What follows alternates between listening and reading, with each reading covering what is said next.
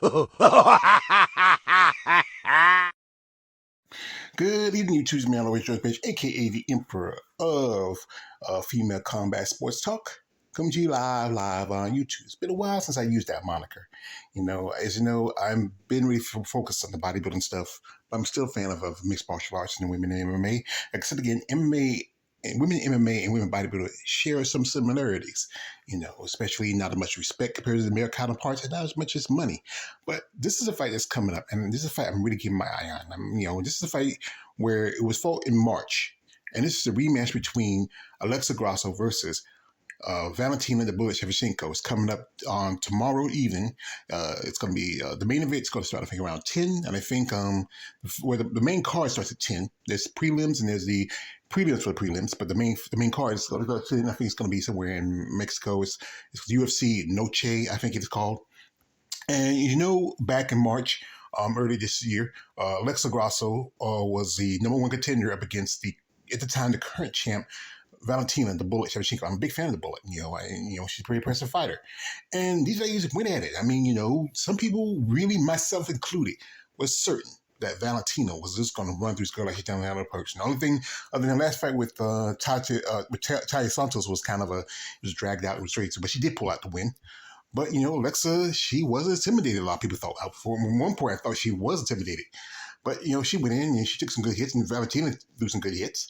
You telling you, I was kind of concerned. I didn't see the fight, but from what I saw from it, clips and stuff. But at one point, Valentina was getting her groove back. But then there was a little miscalculation at a kick. She used to do her spinning back kick, which she's famous for. She miscalculated because Alexa was so close, and she just timed it right. And she slapped Valentina into a chokehold and submitted Valentina. And Valentina, throughout her career, she has lost fights before, but never been submitted. And that just shocked me. This girl comes in and she submits one of the most dominant fighters. She is one of the most dominant fighters in the women's division, And now she's the new champion. She's still young, just 30. You remember, Alexa was fighting in strawweight, and after taking some butt whippings, she went up to 125, and she was doing pretty good at 125 with some wins. And now she's the new champion.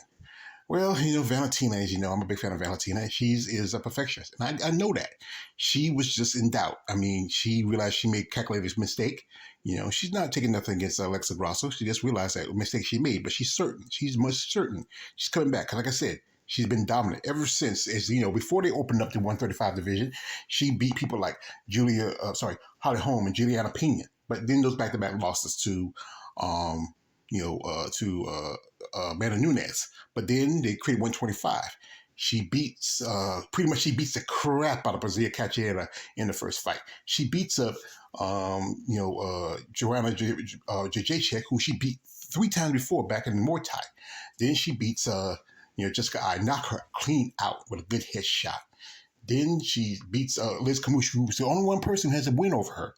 But that win was because of doctor stoppage. The doctor let the fight couldn't go in, but some BS. Then she beats Kate Nishikagian with a crucifix, just dropping elbows.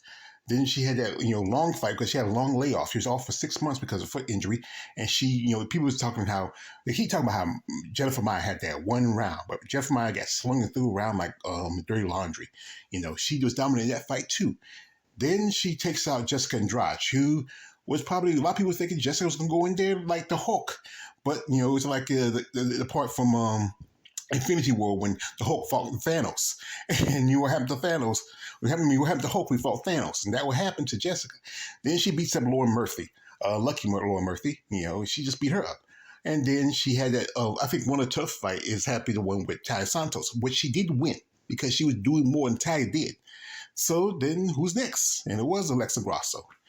Well, right now, a while back, she did go to Thailand to do some training, to work and make some improvements. And, if you know anything about Valentina, she is a Ronin. That's a samurai who has no master. She goes where she wants to go. She feels like she wants to stay someplace, she goes, she travels. And I like that about her. She doesn't have a specific gym, but as long as she has her trainer, Pavel Pavlitov in the corner, she gets him. She has support her family. And, with Alexa, she went back to Mexico, where she's from. She out of Lobo Gym, and she's working with family and friends. And Lobo Gym is also the gym where Ariane Dana works out of. Well, at one point, there was a strong contingency of Mexican champions, but now Alexa's the only one. Here she is with Lupe Gutierrez, who I had the luxury to interview a while back. And, she's working with her. And now she has a new belt. This is a designer belt that's like kind of based on the native heritage of the Mexican people. But how long is she going to keep that belt? And will Valentina want that belt? I don't know. I know Valentina, she's confident. She's focused. She's not worried about it right now. What's going in the future? She's focused on this fight. A lot of people had their really much of their doubts, but some of us we know that a fight anything can happen in a fight. It's unpredictable what happens in a fight. You remember a while back, was that about a couple of years ago when Amanda Nunes lost against Juliana Pena, and Juliana Pena slept her, but then what happened? Amanda Nunes came back and just dog walked Juliana Pena. I mean, I've seen clips of that fight. I didn't watch the whole fight itself, but I've seen how Juliana Pena was just getting beat up and busted up. And remember, Rose had a couple of media rematches when she fought for her title back in 115, when she fought Jana Jacek. After she knocked her out the first time, then she gets a rematch with her and will go the distance. Then she knocks out Weili Zhang to gain the title. And, and that fight went the distance. The second fight went the distance. It happens, Like I said, Alexa's still young, just 30. And, she has a future. Contending how far she's going to go, especially if she gets past Valentina. If she does get past Valentina, what's next? And the same thing with Valentina. There's a possibility she might lose this fight. And Valentina, other than losing those two fights to Amanda Nunes, she just, I don't know. Really, this really can affect her. But what's the future? If she does beat Alexa Grasso, what's next?